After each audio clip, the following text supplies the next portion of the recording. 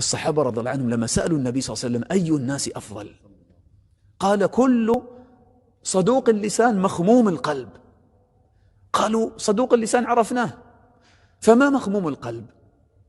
قال هو القلب التقي النقي الذي لا إثم فيه ولا بغي ولا غل ولا حسد.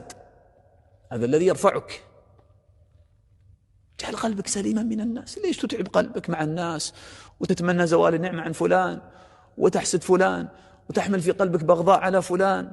والله الناس ما بينفعونك وما بيضرونك بشيء عند الله. لن يقدم مدحهم من درجتك شيئا عند الله، ولن يؤخر ذمهم من حالك عند الله. إذن لماذا تهتم بالناس؟ تطلب رضاهم، تطلب مدحهم وثناءهم، وتخاف من توبيخهم ولومهم وعتابهم وذمهم. لماذا؟ بل أحسن إلى الناس، وما تريد من ذلك إلا وجه الله تعالى.